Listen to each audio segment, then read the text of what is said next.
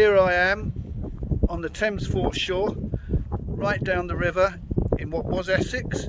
Now it's still part of Greater London. That was Kent over there, now it's part of Greater London. And this area is called Rainham. Behind me, or in front of me over here, are the Rainham Marshes. And guess why I'm in Rainham? So behind me are the Rainham Marshes sloping down to the river. There's no flood defences here. Well, the flood defences are provided by those barges you might be able to see behind me. They're concrete barges that were actually used in the D-Day landings for transporting fuel over the channel. Though they're made of concrete, they actually float, and there was a shortage of steel, so they used these concrete barges to float fuel over for the troops at D-Day. It's an interesting little historical aspect to this area. Between 1887 and 1889 there were 4 torso murders in London. They're collectively known as the Thames Torso Murders because the body parts, the various body parts, were found either in the Thames or near the Thames. The first of these was the Rainham, known as the Rainham Mystery, and that is why we're here. The first part was found a little bit further down the river. We'll go and have a closer look in a minute. But this is more like it was at the time, with sloping banks and mud. Further down, they've canalised the river with artificial banks to flood defence. But this is a bit more like it was at the time. Now, it's called the Rainham Mystery, although not all the parts were found in Rainham, and I'm going to be taking you on a visit in this film to all the locations where all the parts, all the different body parts, like a jigsaw, of the Rainham Torso, the Rainham Mystery, were found in the different areas of London. I'm going to take you on that little journey.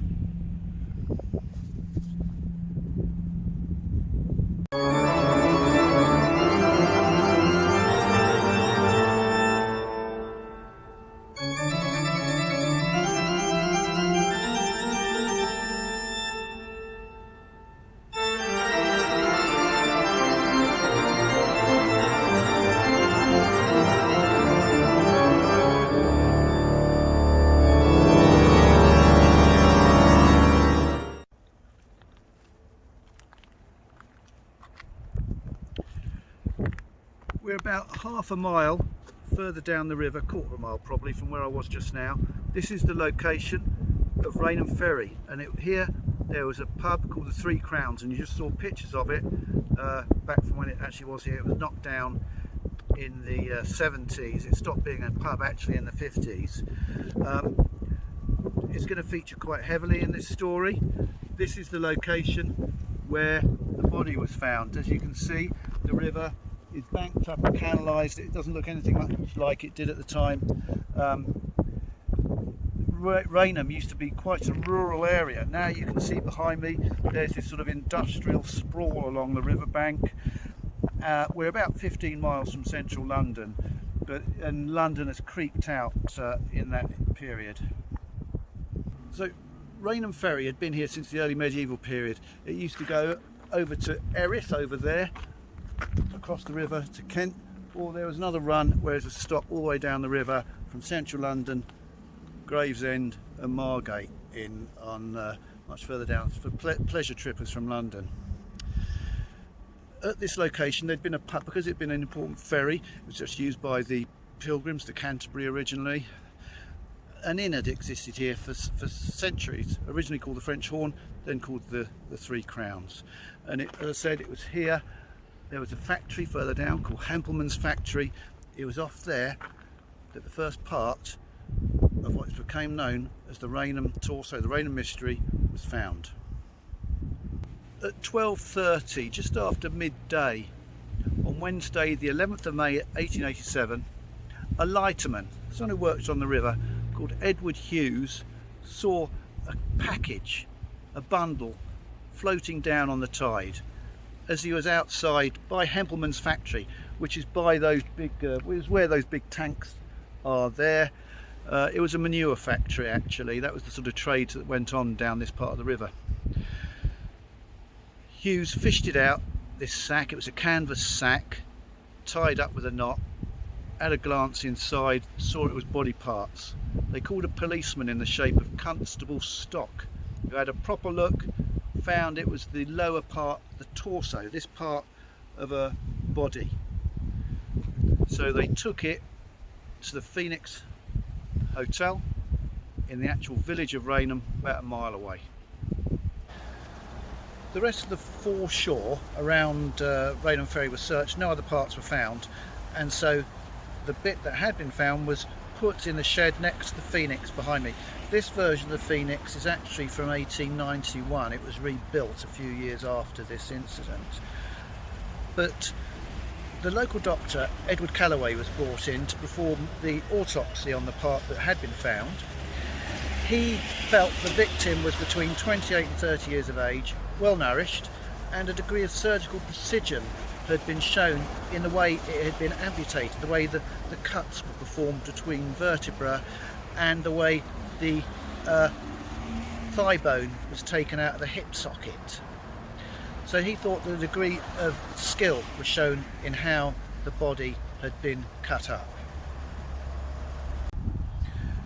The inquest convened in the Phoenix on the 16th of May, only 5 days after the body had been found. It adjourned and reconvened on the 3rd of June to see if new evidence could be found, but no evidence could be found. The coroner, C.C. Lewis, largely agreed with Edward Calloway that there had been a degree of surgical knowledge shown in how the body had been disarticulated, and that the body had probably been killed about the 1st, 2nd or 3rd, about a week before of May, about a week before it was discovered. And it had been, and they could judge roughly how long it had been in the water by the stage of decomposition, and they could tell that it had been, the body had been cut up very soon after death by the way the skin was. The verdict of the jury at the inquest was that the body had been found dead, because they couldn't tell how or why this woman, and indeed it was a woman, had been killed. The body part was buried in this local graveyard, but had to be dug up, as we shall see, as further parts of the body were found in the rest of London, and a gruesome jigsaw puzzle was solved. As a postscript to what went on here in Rainham, at the end of June, a skull was found protruding out of the mud. You've seen how deep the mud is. When I walked actually more than about 5 feet out from the shore, I couldn't walk because it would have gone, I'd have got sucked right down over my boots. It gets very deep, that mud, just a few feet out. And a head, a skull, was found protruding out of the mud at the end of June, about a month and a half after the other part had been found. And newspaper stories thought that this was the skull, the missing skull from the Rainham Torso. However, when they dug out the skull, the rest of the body was attached, and it was reckoned, the inquest was held for this body by Calloway as well in the Phoenix, and it was reckoned that this was actually a victim from the Princess Alice disaster of 9 years before. And a number of the victims of the Princess Alice disaster, when this ship was run into by a much larger collier made of iron, the Princess Alice was made of wood, Bywell Castle, a collier, ran through it and killed up to 600 or 700 passengers who were on a pleasure journey down the River Thames. Bodies were washed up all along the river. A load of bodies were washed up down in Rainham, where we were earlier, and they reckon that this body that they found in the mud 9 years later was a victim of the Princess Alice disaster that hadn't been found and had been buried under the mud, and the shifting tides had washed it through. As I said, misleadingly, a number of reports thought that it was the head of the Rainham torso, and this illustrates the problem with investigating these torsos. The first couple of parts that are found, invariably, they're reported accurately, but as the case develops and as more parts are found, the newspaper reports get more and more confused, because people would look out for parts here, there and everywhere, which might be animal remains or just things totally unrelated to it, or stories would get mixed up, and finding out which bits of body belong to which torso becomes more and more difficult as the story proceeds. This is a common feature with virtually all the torsos, actually. We've moved the scene of location from downriver, way downriver in Rainham, to the City of London, the edge of the City of London actually, and the Temple. Now, before I go back onto the Rainham Torso murder, interestingly, we've got a memorial here to W.T. Stead. Now, Stead famously introduced, due to his influence, the government introduced legislation in 1885 called the Criminal Law Amendment Act, raising the age of consent for girls to 16 and outlawing homosexuality. It's the law that led to Oscar Wilde being incarcerated 10 years later. Stead bought a young chimney sweep called Eliza Armstrong to show that you could buy children and traffic them for prostitution. He ended up going to jail for 3 months for this. Stead was also very interesting. He pressured the government into going and trying to relieve Charles Gordon in Khartoum. He's a very influential journalist, and there's a sort of connection, his interest in stamping out prostitution. But we're going to go and have a look at the river now.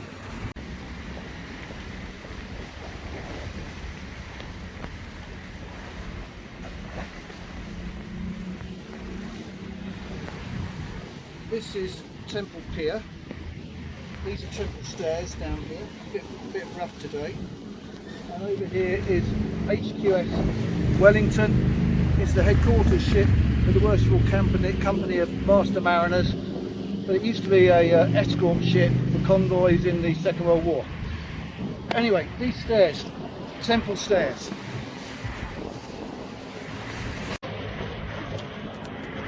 At 10 AM on Sunday the 5th of June, the man who looked after this pier, his name was Morris, noticed a package floating on the Thames. He fished it out. He was the pier man, he was in charge of the pier. He fished it out. It was in the same type of coarse sacking tied up with cord. He opened it up, and inside was a thigh, as it turned out, of a lady, of a woman.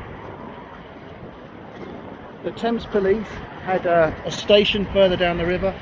They rowed up, took charge of this thigh, and it was taken to be looked at by the local city coroner.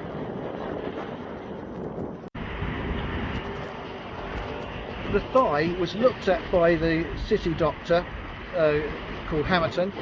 He recognised that it probably matched the body part found in Rainham, and noticed it had been neatly disarticulated at the hip. The thigh had been neatly cut off. The coroner for the city, a guy called Langham, wasn't very interested in it. He sent it off straight away, more or less, to the City London Cemetery in sort of Manor Park, Ilford, which is the same location where the next year Polly Nichols and Catherine Eddowes, the victims, were buried. On the 11th, a few days later, the police went to the coroner's office and asked to see this thigh bone to match it up with other body parts, and they were told that it was buried. They had to go and dig it up. Now, the other interesting feature of this case is the police estimated that the Rainham torso had been killed, the body had been killed probably on about the 2nd or 3rd, 2nd probably, of May. This part turns up on the 5th of June. So where had that thigh bone been? Because it hadn't been in the water all that time. They reckon it had only been in the water for a few days, judging by the way the flesh had decomposed and the skin, the effect of the water on the skin. So clearly this thigh had been left in someone's house or somewhere secure for quite a period after the death of the victim.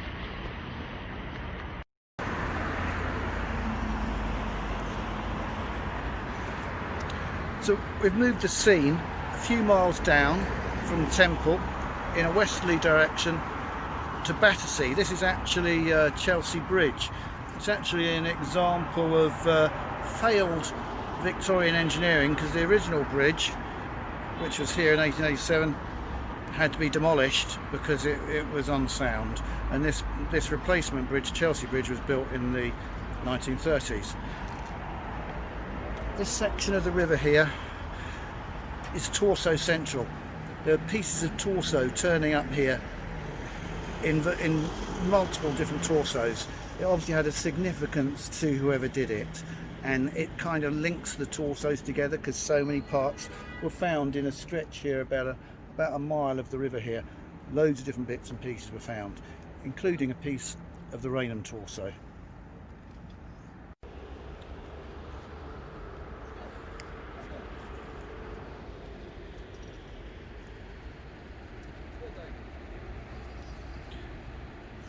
We're in Battersea Park.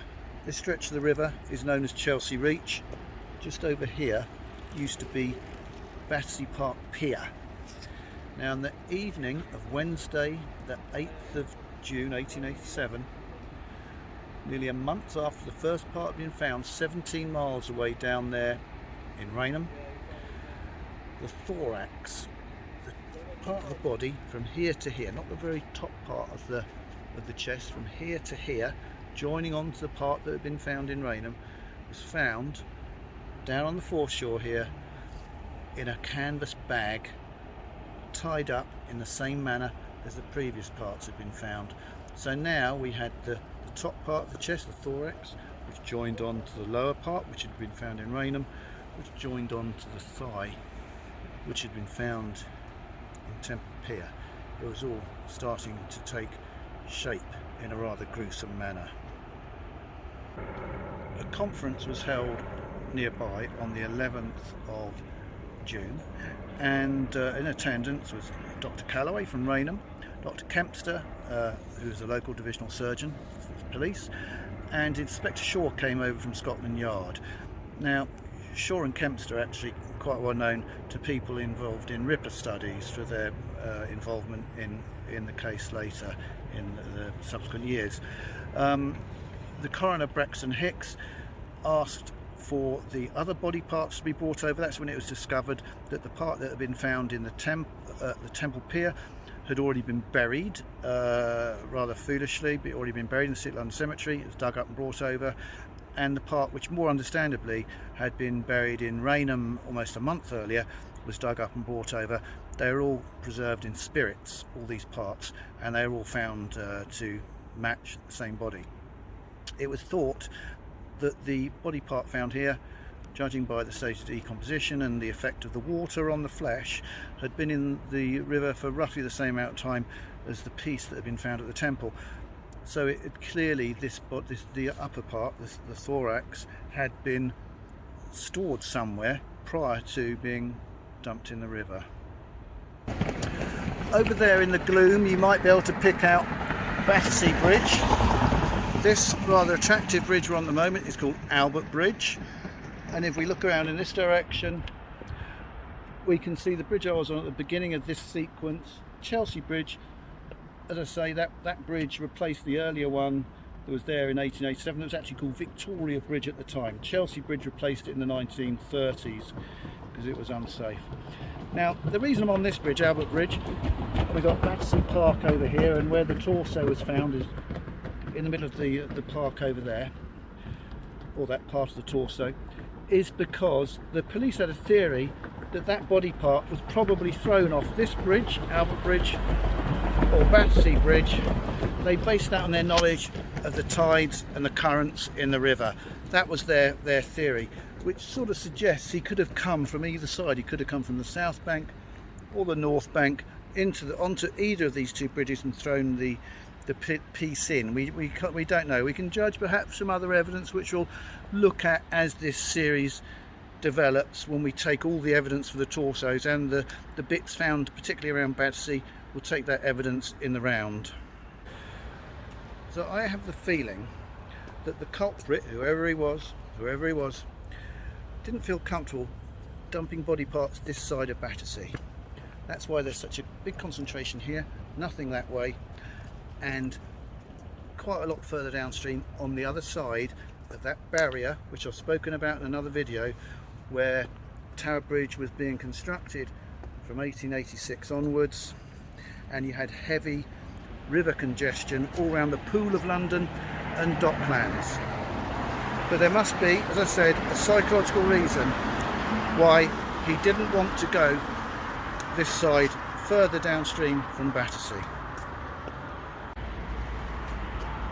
So, because so many pieces were found in the river around here, I'm going to be coming back to Battersea many times in future films, which you won't be worried about. This it's very inconvenient for me because it's a very awkward part of London for me to get to, but nevertheless I will return. After the publicity surrounding the Battersea, the Battersea piece of the torso, the newspapers went into a bit of a sort of frenzy, and there was all sorts of reports of bits of bodies appearing here and there and everywhere.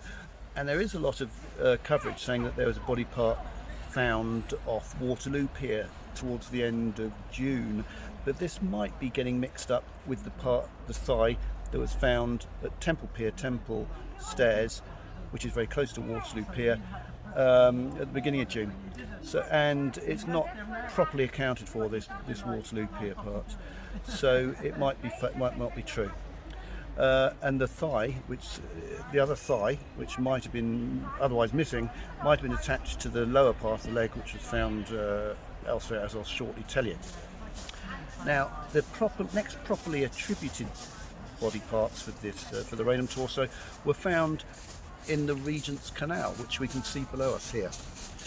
Down there's the Regent's Canal, and if we go further over to the side, we can see Regent's Park. And this is St Mark's Bridge, because behind me is St Mark's Church.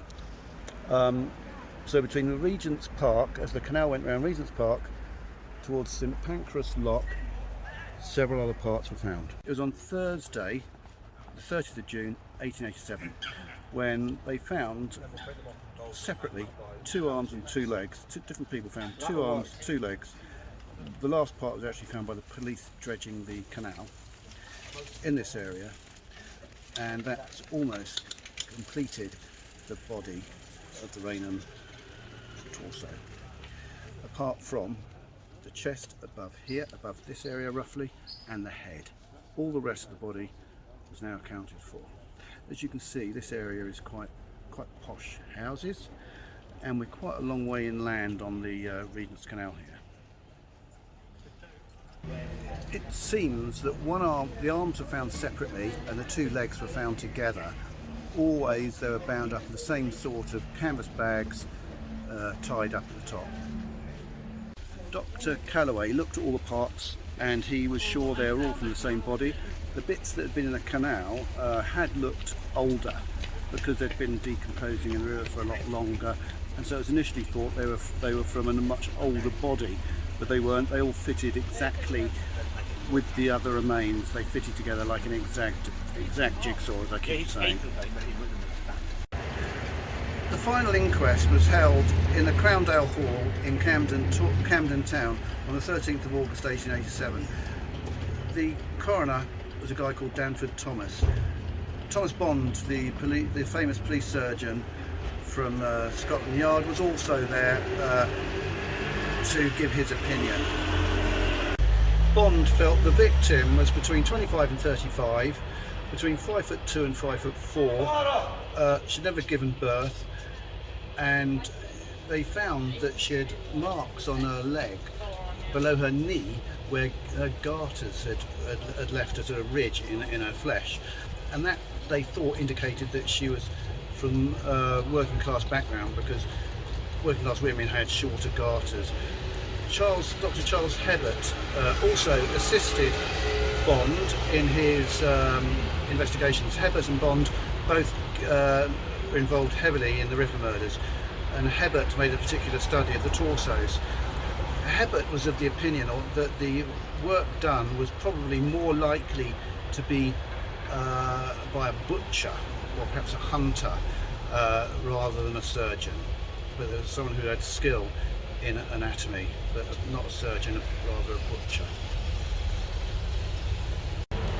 The inquest, which had all the different body parts assembled for it, and Dr. Calloway was there as well, determined that the body had been killed at the very beginning of May, but left an open verdict because they couldn't determine the cause of death. I'm going to show you now how all the different parts of the Rainham Mystery, the Rainham Torso, link together on a map. This is an old, well, it's not that old a map. It's reasonably old because it's before the M25 was complete. This is the most convenient one I could find to show this.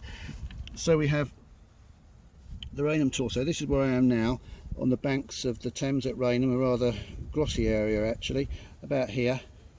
This is where the first part was found. The next part was found at the temple here. The next part at Battersea here, and the final part in near St Pancras in this area. Quite a wide area, quite a wide spread.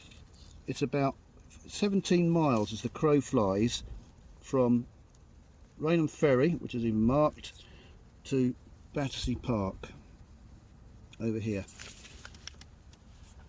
17 miles roughly, quite a lot further with the wiggles of the River Thames.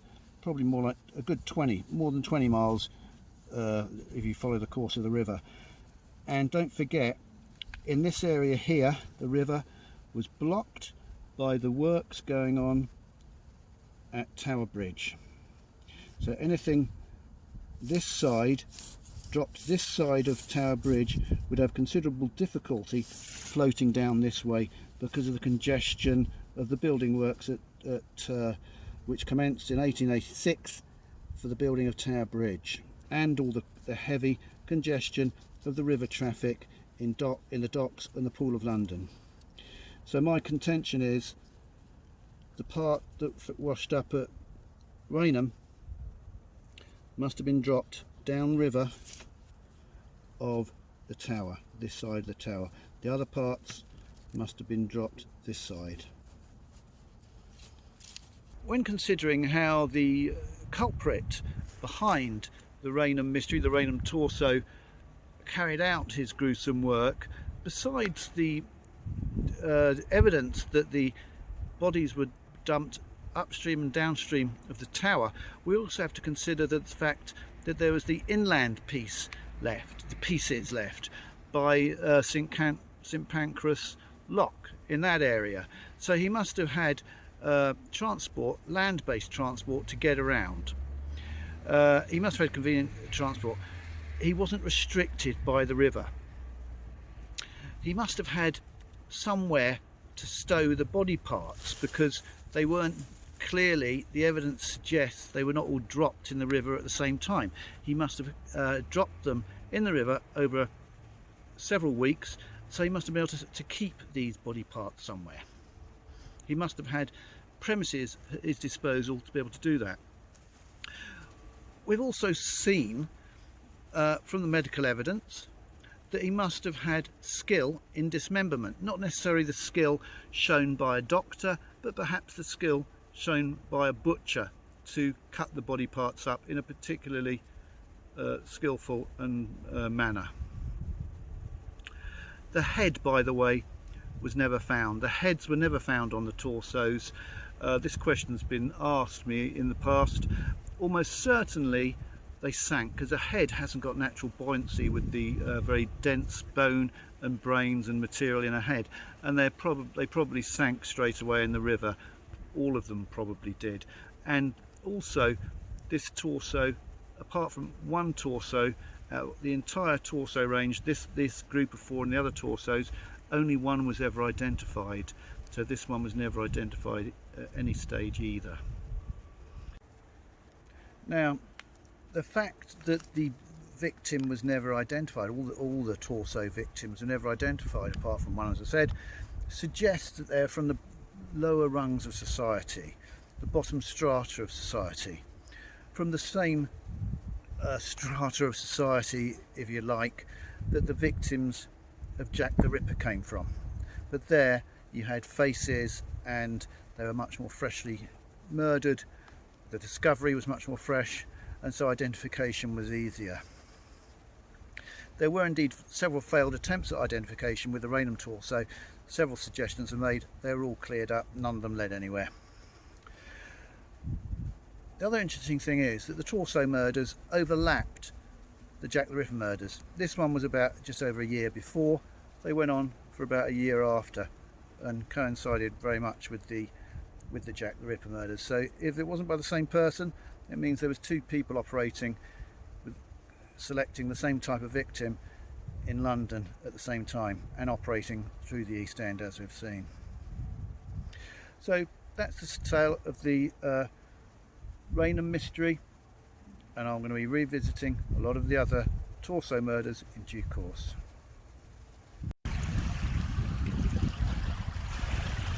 So this is the story of the Rainham Mystery. Keep subscribing, keep sharing, and keep looking out for my next films. Thank you very much. Edward Stow checking out from Rainham.